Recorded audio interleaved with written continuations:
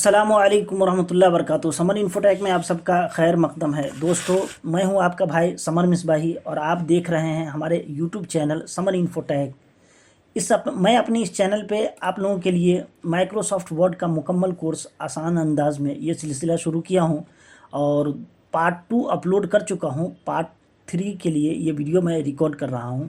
उम्मीद करता हूं कि इस वीडियो को आप आखिर तक ज़रूर देखिएगा और आपको बहुत कुछ सीखने को मिलेगा। अगर सीखने को मिल रहा है तो इस तरह के टेक्निकल और इन्फॉर्मेटिव वीडियो के लिए और आइंदा भी इस तरह के दीगर कोर्सेज़ के लिए आप हमारे इस यूट्यूब चैनल समर इन्फोटेक को एक बार ज़रूर सब्सक्राइब कर लीजिएगा।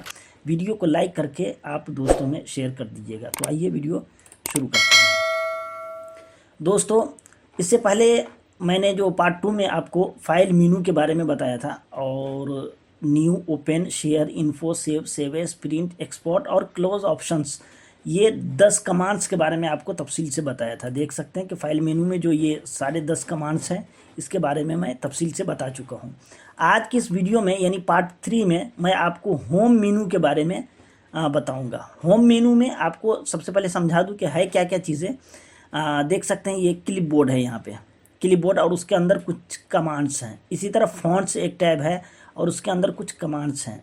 इसके बाद पैराग्राफ एक टैब है और इसके अंदर कुछ कमांड्स हैं। इसी तरह स्टाइल है और एडिटिंग है। इतनी चीज़ें हैं तो मैं एक एक को तफसील से बता रहा हूँ। आपसे गुजारिश करूँगा कि अगर आपके पास लैपटॉप या कंप्यूटर है तो आप उसको ओपन कर लीजिए और कुछ टेक्स्ट टाइप कर लीजिए और जैसा जैसा मैं करता हूँ आप भी उसको में देख करके करते रहिए ताकि आपकी प्रैक्टिस होती रहे। सबसे पहले होम मेनू में आता है क्लिप बोर्ड करके। देख सकते हैं होम मेनू पे मैं हूँ और ये क्लिप बोर्ड आता है और इसमें सबसे पहला ऑप्शन ये पेस्ट का है। 3 चीज़ को एक साथ समझना अच्छा रहेगा, कॉपी, कट और पेस्ट। ये 3 चीज़, कॉपी, कट, पेस्ट, ये 3 चीज़ को एक साथ समझना अच्छा रहेगा। कॉपी का मतलब तो समझते हैं कि नकल करना, ठीक है, यानी एक जगह से दूसरी जगह किसी चीज़ को नकल करना। कट का मतलब होता है हटाना, एक जगह से हटाना। और पेस्ट का मतलब होता है कॉपी की हुई सामग्री या कट की हुई चीज़ों को दूसरी जगह रखना, ये होता है उसका मतलब। अब इसकी मिसाल मैं आपको देता हूँ। जैसे कि ये पेस्ट का शब्द यहाँ है, इसको अगर मैं कॉपी करना चाहूँ, जैसे इसको सेलेक्ट करूँगा, सेलेक्ट करने का मतलब होता है इस पर डबल क्लिक करें तो ये एक लफ्ज़ आपको सेलेक्ट हो जाएगा। देख सकते हैं इसका कलर चेंज हो गया है। या आप यहाँ कर्सर रख करके, कर्सर इसके शुरू में रख करके और माउस को दबाए दबाए खींचेंगे थोड़ा सा तो इस तरह करके एक एक लेटर ये सिलेक्ट होगा। ये है, बहुत सारा तरीका है सेलेक्ट करने का। एक तरीका ये है कि आप डबल क्लिक के बजाय ट्रिपल क्लिक करेंगे तो पूरा पैराग्राफ, ये तो जितना पैराग्राफ रहेगा सब सिलेक्ट हो जाएगा। इसी तरह आप कीबोर्ड से भी सिलेक्ट कर सकते हैं। तो बहरहाल तो मैं इस लफ्ज़ को सेलेक्ट करता हूँ यहाँ पे।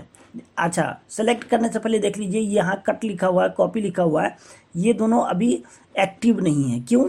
इसका मतलब ये है कि जब तक इसको हम सेलेक्ट नहीं करेंगे तब तक ये एक्टिव नहीं होगा। देखिए, जब सेलेक्ट कर लिया तो एक्टिव हो गया, सेलेक्ट नहीं किया तो एक्टिव नहीं है।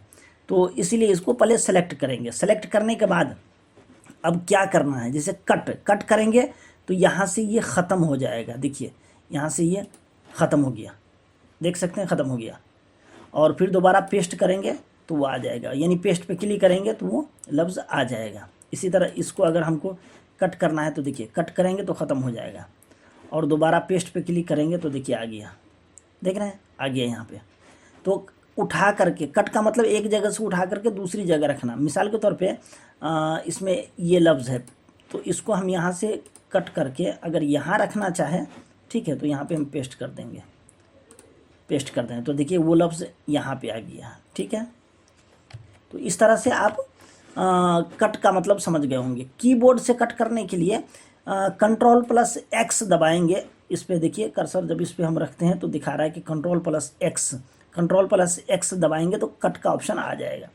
इसी तरह कॉपी का मतलब, और कॉपी कैसे करेंगे तो सिलेक्ट कीजिए इसको, ये कॉपी पे क्लिक कीजिए और फिर दूसरी जगह, ये कॉपी हो चुका है अंदर में, यानी जैसे हम इसको सेलेक्ट करके कॉपी पे क्लिक किए तो कॉपी हो चुका। अब हम इसको यहाँ पे पेस्ट करना चाहें तो देखिए पेस्ट हो रहा है, देख रहे हैं। अच्छा, कट और पेस्ट में एक फ़र्क है कि कट में जहाँ पहले वो सामान था वहाँ से हट जाएगा, दूसरी जगह चला जाएगा। कॉपी में मतलब ये होगा कि कॉपी का मतलब ये नकल करना, और नकल में जो असल है वो बाकी रहेगा और उसकी कॉपी बनती रहेगी। तो ये कॉपी कट पेस्ट है। इसी तरह फॉर्मेट पेंटर, ये फॉर्मेट पेंटर, तो ये फॉर्मेट पेंटर है क्या, जो मैं बता चुका हूँ उसको मैं रेड कलर करते जा रहा हूँ। ये फॉर्मेट पेंटर ये क्या चीज़ है मैं समझाता हूँ आपको। देखिए यहाँ पे कुछ मैं काम किया हूँ, क्या काम किया हूँ, गौर से देखिए इसको। पहले मैं इसको टाइप किया हूँ, टाइप करने के बाद मैं इसको अंडरलाइन किया हूँ, देख सकते हैं अंडरलाइन हुआ है। फिर इसका कलर चेंज किया हूँ, ठीक है, फिर इसका बैकग्राउंड चेंज किया हूँ। तो इतना टाइम मुझे लगा है करने में कि इसका फ़ॉन्ट चेंज करना और अंडरलाइन करना, फिर इसका कलर चेंज करना, अलग अलग कलर बनाना। तो मैं चाहता हूँ कि ये काम यानी इतने लफ्ज़ पे जो काम हुआ है वो काम सीधा किसी लफ्ज़ पे हो जाए। तो देखिए मैं करता हूँ, इसके लिए फॉर्मेट पेंटर का इस्तेमाल करते हैं। कैसे, आप जो काम चाहते हैं कि जो फॉर्मेटिंग वहाँ हुई है, यानी जो एडिटिंग या फॉर्मेटिंग इस लफ्ज़ पे हुई है वही एडिटिंग फॉर्मेटिंग इस लफ्ज़ पे हो जाए, तो इसके लिए उस लफ्ज़ को सेलेक्ट कर लीजिए। सेलेक्ट करने के बाद इस पर क्लिक कीजिए। क्लिक करेंगे और तो देख सकते हैं माउस के कर्सर में एक ब्रश का निशान बन गया है। पहले ब्रश का निशान नहीं था, अभी है। अब जहाँ से जितना करना है उस पर क्लिक करके और माउस को खींच दीजिए ऐसे करके। देख रहे हैं माउस को मैं खींचा और छोड़ दिया, तो देखिए ये काम जो यहाँ हुआ था यहाँ भी हो गया, इसको यहाँ भी बता दिया। इसी तरह हम चाहते हैं इस तरह से ये कलर हो जाए, ये कलर किया हुआ हूँ ना, तो यहाँ से जाके हमको करना पड़ेगा, अंदर में जाके कलर चूज़ करके कलर को देखना पड़ेगा। हम चाहते हैं कि जो काम इस पे हुआ है वही काम यानी इसी कलर का ये हो जाए। तो इसके लिए हम इसको सबसे पहले सेलेक्ट करेंगे और यहाँ से फॉर्मेट पेंटर पे क्लिक करेंगे और इसको ऐसे पकड़ करके खींच देंगे। तो देखिए जितना तक खींचा उतने ही तक किया, देख रहे हैं ना। तो इसी ये को कहते हैं फॉर्मेट पेंटर, यानी जो कहीं पे फॉर्मेटिंग हुई है, एडिटिंग हुई है किसी लफ्ज़ की, वैसे ही एडिटिंग दूसरे जगह उसको कॉपी कर लेना, उसको नकल कर लेना। इसीलिए इसको क्लिपबोर्ड के अंदर और फॉर्मेट पेंटर के अंदर डाला गया है। उम्मीद करता हूँ कि ये समझ चुके होंगे। तो क्लिपबोर्ड में ये 4 चीज़ें हैं। मज़ीद कुछ देखना चाहते हैं तो यहाँ पे आपको paste all clear all they देगा। यहाँ पे जब ये कोने पे तीर का निशान देख रहे हैं, इस पर क्लिक करेंगे तो बहरहाल तो ये 4 चीज़ें क्लिपबोर्ड के अंदर है। आगे चलते हैं जो कि सबसे इम्पोर्टेंट है और बार बार इसकी ज़रूरत पड़ेगी, फ़ॉन्ट के ऑप्शन में, और इसको ध्यान से आपको देखना है, ठीक है। फ़ॉन्ट के ऑप्शन में देखिए सबसे पहले ये फ़ॉन्ट है। फ़ॉन्ट होता क्या है, ये रस्मुल ख़त या लिपि कह लीजिए, ठीक है, रस्मुल ख़त तहरीर। अब देखिए ये फ़ॉन्ट को मैं सेलेक्ट किया। अच्छा, कोई भी इसमें से कोई भी काम करने के लिए आपको उस लफ्ज़ को या उस हर्फ को या उस लाइन को या उस पेज को पूरा सेलेक्ट करना पड़ेगा। आप जितना दूर में चाहते हैं को काम हो उतना सेलेक्ट करना पड़ेगा। देखिए मैं माउस को पकड़ के नीचे की तरफ खींच रहा हूँ, ठीक है, तो नीचे की तरफ सेलेक्ट हो रहा है, ठीक है, ज़्यादा सेलेक्ट करने के लिए। तो चाहते हैं कि वो मिसाल के तौर पे हम चाहते हैं कि फ़ॉन्ट ये 3 लाइन का बदल जाए, तो 3 लाइन को हमको सेलेक्ट करके काम करना पड़ेगा, इस बात को मत भूलिएगा, ठीक है। तो चलिए ठीक है, अब हम ये फ़ॉन्ट है तो फ़ॉन्ट बदलने के लिए हमको इसमें जाना पड़ेगा, फ़ॉन्ट में ये फ़ॉन्ट का ऑप्शन है और यहाँ पे फ़ॉन्ट की पूरी लिस्ट है। ये डाउन एरो पे क्लिक करेंगे ना तो पूरी लिस्ट आपको मिल जाएगी। मैं अपने कंप्यूटर में कुछ तो बाय डिफ़ॉल्ट रहते हैं, कुछ अलग से डालना पड़ता है, जैसे उर्दू वगैरह का फ़ॉन्ट आप देख रहे हैं। उर्दू का काम जब सिखाऊंगा उसमें आपको बताऊँगा। तो ये मैं अलग से डाला हूँ, और वरना अंग्रेज़ी के लिए आपको बाय डिफ़ॉल्ट मिल जाएगा। बाकी हिंदी या दूसरे भाषा के लिए आप ये करेंगे तो ये मत समझिए कि यहाँ से फ़ॉन्ट चेंज कर देंगे तो ये हिंदी हो जाएगा, नहीं। हिंदी लिखने के बाद उसकी सिर्फ दिखावट है ना वो बदलेगी। तो आप देखिए अब ये कैसा लिख गया, आप देख रहे हैं, अंदाज़ा कर रहे होंगे जो बदल रहा है। अब देखिए इसको मोटा कर दिए, इसी को थोड़ा स्टाइल में लिख दिए, फ़ॉन्ट स्टाइल में लिखा हुआ है, ऐसे करके लिख दिए तो देखिए इसका फ़ॉन्ट चेंज हो गया, देख सकते हैं फ़ॉन्ट इसका चेंज हो गया। तो इस तरह से आप इसमें आकर के ड्रॉप डाउन लिस्ट में आकर के जितना फ़ॉन्ट है, फ़ॉन्ट आप कंप्यूटर में डालेंगे कैसे, जैसे कोई फ़ॉन्ट आप कहीं पे देख रहे हैं बहुत प्यारा है और उसको चाहते हैं कंप्यूटर में डालने के लिए, तो इंशाल्लाह उसकी सेटिंग आपको मैं सिखा दूंगा बाद में। पहले फ़िलहाल ये काम हम लोग कर लेते हैं। तो देखिए फ़ॉन्ट इस तरह से आप बदल सकते हैं। इसी तरह फ़ॉन्ट साइज़, ये देख सकते हैं, ये बगल में जो है font size, increase font size इसको कहते हैं, ठीक है। इंक्रीज़ का मतलब बढ़ाना, और फ़ॉन्ट साइज़ का मतलब समझिए कि इसकी जो साइज़ है उसको बढ़ाना। तो इस काम को करने के लिए भी इसको हमको सेलेक्ट करना पड़ेगा। इसको सेलेक्ट कर लिया, अब इसमें जाके हम ड्रॉप डाउन पे क्लिक करेंगे तो लिस्ट हमको मिलेगी कि आप कितना बढ़ाना चाहते हैं।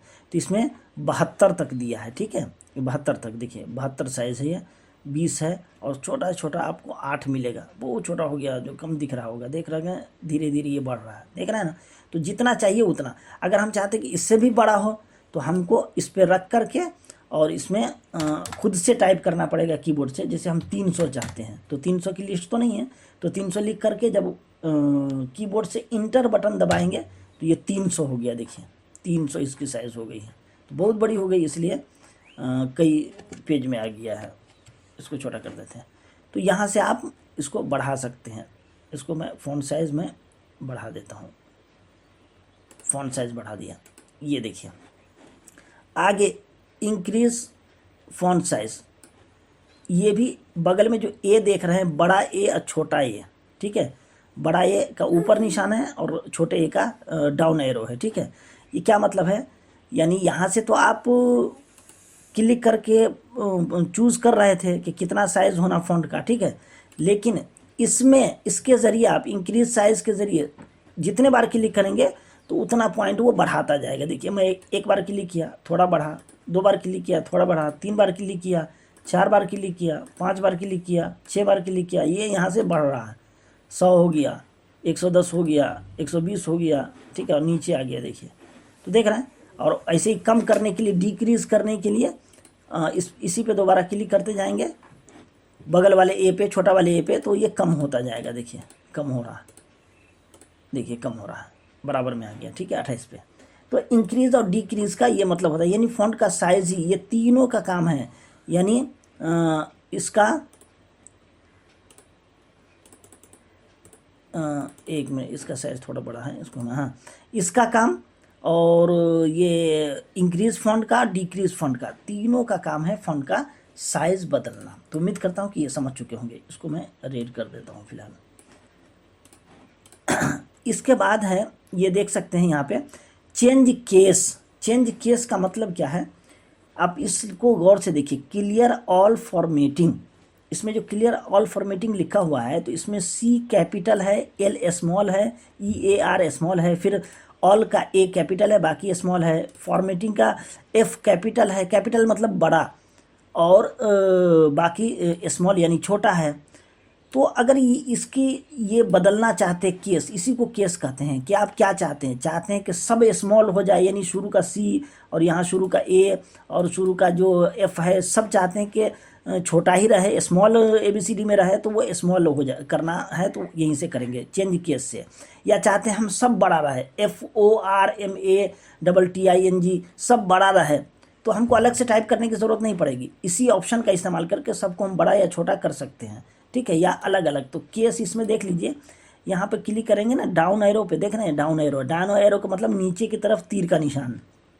तो डाउन एरो पे क्लिक करेंगे तो आपको देगा sentence case, lower case, upper case, capitalize each word, toggle case. ये सेंटेंस केस का मतलब क्या है, थोड़ा गौर कीजिए। देखिए सेंटेंस का मतलब होता है जुमला, यानी पूरे जुमला में सिर्फ शुरू का जो लेटर रहेगा वो कैपिटल रहेगा, बाकी सब का सब स्मॉल रहेगा। देखिए इसको सेलेक्ट करके जब मैं करूँगा तो आप देख सकते हैं कि देखिए सी सिर्फ कैपिटल रह गया, ए और एफ क्या हो गया कि स्मॉल हो गया। थोड़ा मैं आपको इसकी ये बढ़ा देता हूँ, हाँ ठीक है, सी कैपिटल रह गया, बाकी सब स्मॉल हो गया, देख सकते हैं। तो इसको कहते हैं सेंटेंस केस। इसी तरह उसके नीचे है लवर केस, मतलब सब का सब छोटा ABCD में लिखा जाएगा। देखिए ये सी भी छोटा हो गया और बाकी सारा का सारा स्मॉल ABCD में हो गया, ठीक है। इसी तरह अच्छा, ये काम करने के लिए भी देख रहा है गौर से, मैं सेलेक्ट कर रहा हूँ, सेलेक्ट करने के बाद ही होगा वरना नहीं होगा। और उसके बाद है अपर केस, यानी सब के सब बड़ा हो गया। देखिए क्लियर ऑल फॉर्मेटिंग, सब के सब बड़ा ABCD में लिख गया। इसी तरह टूगल का मतलब ये है कि अच्छा, कैपिटलाइज इच वर्ड, यानी सबका पहला, जैसे मैं पहले लिखा था कैपिटलाइज, सी कैपिटल है, हर वर्ड का, हर लफ्ज़ का पहला लेटर कैपिटल होना, बाकी स्मॉल होना, इसी को कहते हैं कैपिटलाइज इच वर्ड। तो इस तरह देख सकते हैं। इसी तरह टूगल केस, अब देखिए इसमें सी छोटा है और बाकी बड़ा है, देख सकते हैं। इसी को कहते हैं कि टूगल केस, ठीक है। तो ऐसा चूँकि नहीं लिखा जाता है तो इसका इस्तेमाल आपको कम होगा। बहरहाल दिखा दिया हूँ आपको, तो कैपिटलाइज इस वर्ड में मैं रहने देता हूँ इसको। उम्मीद करता हूँ कि ये चेंज केस आप समझ चुके होंगे। चलिए इसको मैं रेड कर देता हूँ। आगे है क्लियर फॉर्मेटिंग। क्लियर फॉर्मेटिंग का मतलब, फॉर्मेटिंग तो समझ गए, यानी एडिटिंग जो इस लफ्ज़ पे या किसी हर्फ पे या किसी पूरे सेंटेंस पे या पैराग्राफ पे जो एडिटिंग किए रहते हैं, ठीक है, उस एडिटिंग को ख़त्म करने का नाम है क्लियर ऑल फॉर्मेटिंग। अब देखिए इस लफ्ज़ को, जिसको मैं चेंज केस वाले लफ्ज़ को जिसको मैं सेलेक्ट किया हूँ, इसमें क्या क्या एडिटिंग हुई है। चलिए एक दो एडिटिंग और कर देते हैं। इसका फ़ॉन्ट चेंज कर देते हैं और इसका कलर थोड़ा दूसरा कलर कर देते हैं, ठीक है। डार्क रेड है, चलिए ये कलर कर देते हैं, साथ में बोल्ड कर देते हैं। कुछ कुछ मैं इसकी फॉर्मेटिंग कर देता हूँ, ठीक है, कर दिया, ठीक है। अब हम चाहते हैं कि ये जितना काम, सॉरी, हाँ, हम चाहते हैं कि जितना काम इसमें हुआ है ना, ये सब काम एक ही दफ़ा में ख़त्म हो जाए और शुरू से जैसा कंप्यूटर में लिखते हैं वैसा हो जाए। तो इसको करने के लिए इसको सेलेक्ट कर लेंगे, इस पूरे को सेलेक्ट कर लिए और क्लियर ऑल फॉर्मेटिंग, देख रहे हैं, जब उस पर रखेंगे माउस को तो खुद ही लिख के दिखा देगा क्या है, और साथ में ये भी लिख के दिखाएगा देगा कि ये क्या काम करेगा। देख रहे हैं लिखा हुआ है remove all formatting from the selection leaving only the normal unformatted text. हाँ, तमाम फॉर्मेटिंग को ख़त्म करना सेलेक्ट किए हुए से, है ना, और नॉर्मल हालत में छोड़ देना बगैर फॉर्मेट टेक्स्ट के। तो अब देखिए जैसे क्लिक करूँगा तो देखिए ये ख़त्म हो गया। ये हाईलाइट ख़त्म नहीं होता है, ये हाईलाइट इसकी सेटिंग करनी पड़ती है कि हाईलाइट भी ख़त्म हो, वरना हाईलाइट नहीं ख़त्म हो। तो देखिए नॉर्मल हालत में ये आ गया है, ठीक है। 11 इसके साइज़ है और ये कैलीबरी बॉडी इसके जो फॉन्ट का नेम है वो शुरू का आ गया। फिर अब हम इसको अंडू कर लेते हैं। अब अंडू करने में शुरू से देखना है, पीछे से चेंज करा, देखिए यहाँ तक आ गया। तो क्लियर फॉर्मेटिंग का ये मतलब होता है, यानी जो उसकी एडिटिंग किए हुए हैं उसको ख़त्म करना, ठीक है। उम्मीद करता हूँ इसको आप समझ चुके होंगे।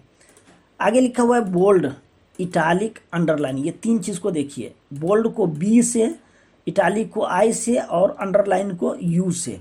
बोल्ड का मतलब होता है मोटा करना, ये देख सकते हैं यहाँ बी लिखा हुआ है। कीबोर्ड से Ctrl+B दबाएंगे, मेक योर टेक्स्ट बोल्ड। मैं माउस रखे हुआ हूँ जहाँ पे, यहाँ पे, ठीक है, और उसी के नीचे आपको ये दिखा रहा है, देखा रहा है ना, bold, Ctrl+B make your text bold. तो इस तरह से कीबोर्ड से Ctrl+B दबाएंगे तो बोल्ड हो जाएगा, ठीक है। या आप यहीं से यहाँ पे आकर के ये सिर्फ बी पे क्लिक करें, ये बी जो लिखा हुआ दिख रहा है, ठीक है, उसके लिए टेक्स्ट को सेलेक्ट करें और बी पे क्लिक करें, बोल्ड हो गया। इटालिक का मतलब होता है झुका हुआ, तिरछा, देख रहे हैं इटालिक, और Ctrl+I से ये काम होगा। इटालिक देखिए कैसे झुक गया ये। अंडरलाइन का मतलब होता है कि नीचे में लाइन होना, देखिए क्लिक किया तो हो गया। अच्छा, इसके बगल में डाउन एरो भी है एक, इसका मतलब क्या है कि ये जो लाइनिंग है तो सीधे सिंपल लाइनिंग है, उसमें फॉर्मेटिंग चाहते हैं कि ऐसी वाली लाइनिंग आए या डबल लाइनिंग आए, ठीक है, तो उसकी फॉर्मेटिंग आप कर सकते हैं। वो कितना मोटा हो, उसका कलर कैसा हो, तो देखिए लाइनिंग का कलर खरी रेड है, देख रहे हैं, अभी कर दिया ये इस तरह से।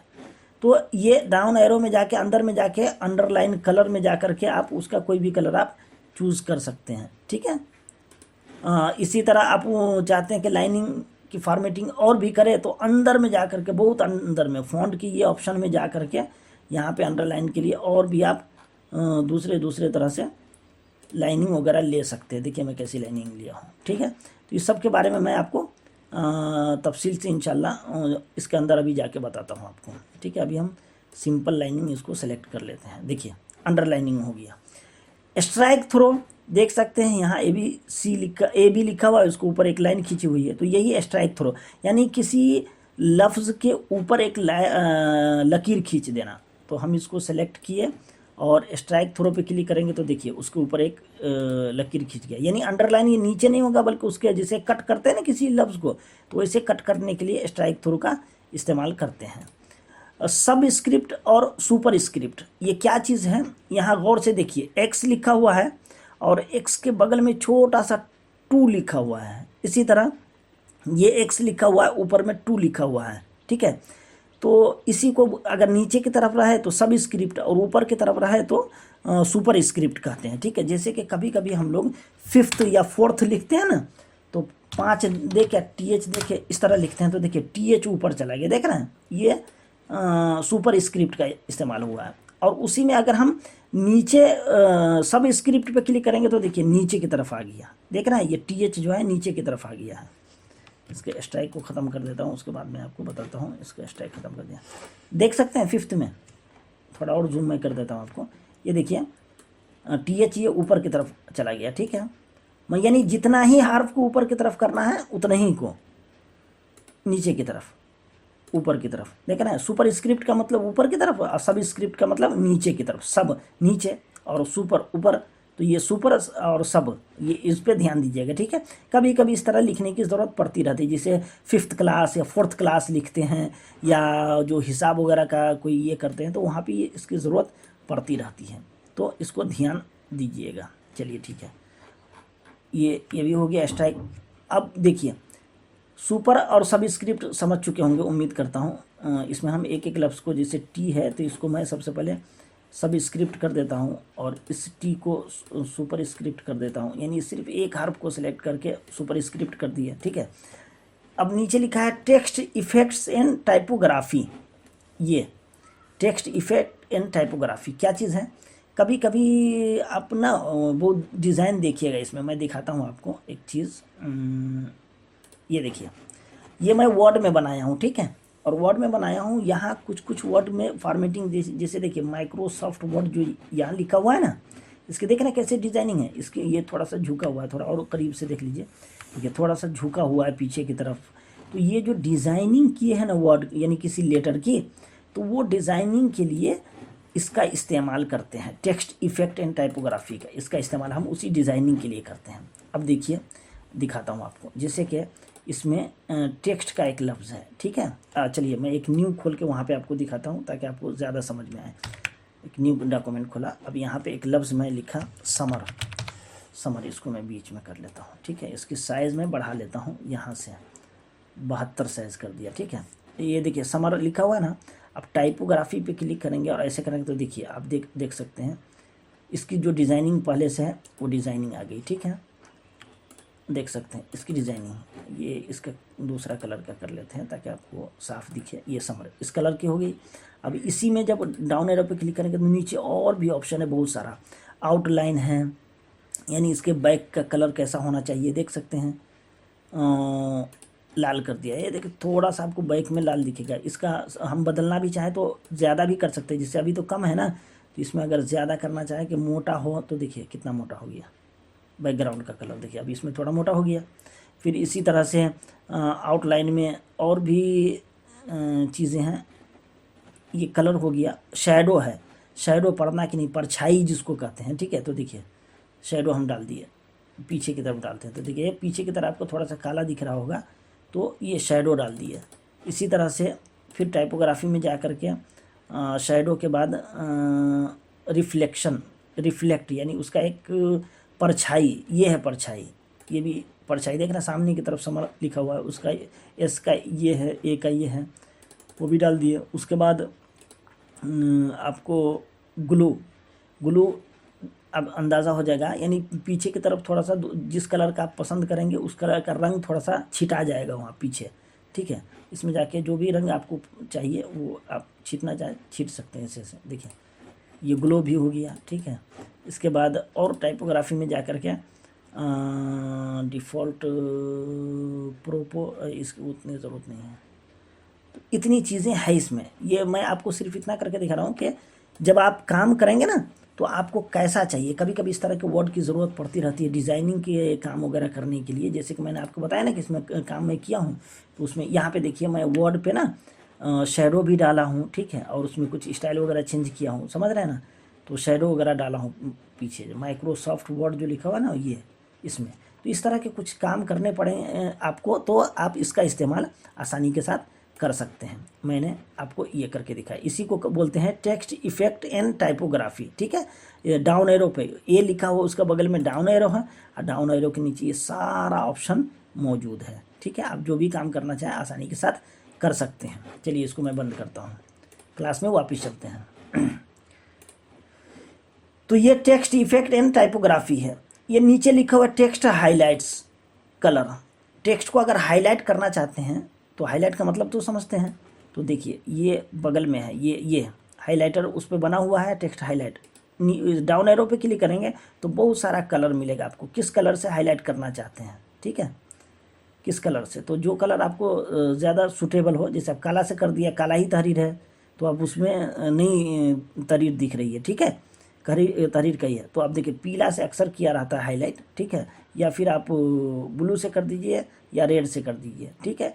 तो हम पीला से कर देते, इसी को बोलते हैं हाईलाइट करना, ठीक है, टेक्स्ट को हाईलाइट करना। तो जैसे कि कभी कभी कुछ लिखते रहते हैं, समझाने के लिए हमको किसी एक लफ्ज़ को हाईलाइट करना पड़ता रहता है, ठीक है, इस तरह से, तो इसीलिए उसको हाईलाइटर कहते हैं। और नीचे फ़ॉन्ट का कलर, जैसे कि मैं ऊपर, आपको अंदाज़ा हो ही गया होगा ये जो कलर मैं बदल रहा हूँ इसका रंग। तो इसी तरह फ़ॉन्ट का कलर बदलने के लिए ये ए के नीचे जो कलर है उसका इस्तेमाल करते हैं। अगर यहाँ जो कलर दिखेगा क्लिक करेंगे तो वही कलर का हो जाएगा। और दूसरा कलर चाहिए तो आप डाउन एरो पे क्लिक कीजिए और इसमें से जो भी कलर आपको चाहिए देखिए वो कलर वहाँ पे रखेंगे तो खुद ही कलर चेंज करके थोड़ा दिखाएगा। इस लफ्ज़ को करता हूँ ताकि आपको दिखे, देख रहे हैं, पीला हो गया, लाल हो गया और दूसरा कलर का।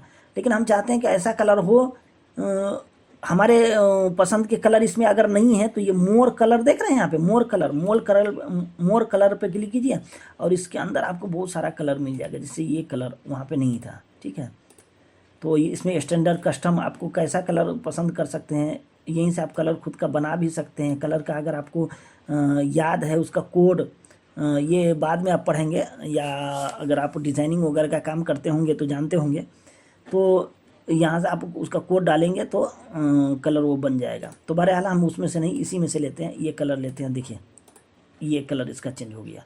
तो इसी तरह कोई भी कलर चेंज करने के लिए आप इसका इस्तेमाल कर सकते हैं, फ़ॉन्ट कलर का इस्तेमाल आप कर सकते हैं। तो उम्मीद करता हूँ कि ये समझ चुके होंगे। वीडियो हमारी काफ़ी लंबी हो रही है और इतने लंबे लंबे क्लास तक शायद आपको वक्त नहीं मिले सुनने के लिए, तो इसीलिए मैंने आज के इसमें होम मेनू में और वीडियो पार्ट 3 में ये क्लिपबोर्ड और फ़ॉन्ट के बारे में ही बात किया है और इतनी चीज़ें करके दिखाया हूँ। गुजारिश करूँगा कि आप एक तरफ कंप्यूटर खोल लीजिए और ये सारा काम जो मैं किया हूँ और समझाया हूँ वो करके देखिए। ऐसे कुछ टेक्स्ट लिख लीजिए और कीजिए, और इसमें क्या होगा कि आपको प्रैक्टिस होती रहेगी। और जब ऐसा कर लीजिएगा तो फिर जब आप फील्ड में आइएगा, कहीं आपको इस सबको काम की करने की ज़रूरत पड़ेगी तो उतनी परेशानी नहीं होगी, क्योंकि आप एक बार कर चुके होंगे।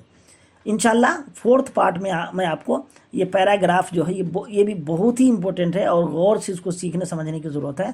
तो ये पैराग्राफ के बारे में बताऊँगा और उसी तरह स्टाइल और एडिटिंग, यानी 4th वीडियो पार्ट 4th में इंशाल्लाह ये पैराग्राफ, स्टाइल और एडिटिंग, ये सारी चीज़ें आपको तफसील से समझा दूंगा। क्योंकि इसमें बहुत सी चीज़ें आपको लगता होगा कि आपको आ रहा है, लेकिन जब अंदर इसका ऑप्शन में जाएंगे ना तो ये जस्टिफाई देखिए 4 तरह से दिया है, तो अंदर में जाएंगे तो और भी बहुत सारे ऑप्शंस रहते हैं, ठीक है, और जिसका सीखना बहुत ज़रूरी रहता है, वरना कामों में बड़ी दिक्कतें होती रहती हैं। तो इसीलिए आप ज़रूर 4th वीडियो को भी देखिएगा, पार्ट 4th को, और इस वीडियो को आप लाइक कर दीजिए और उम्मीद करता हूँ कि इससे आपको बहुत कुछ सीखने को मिला होगा।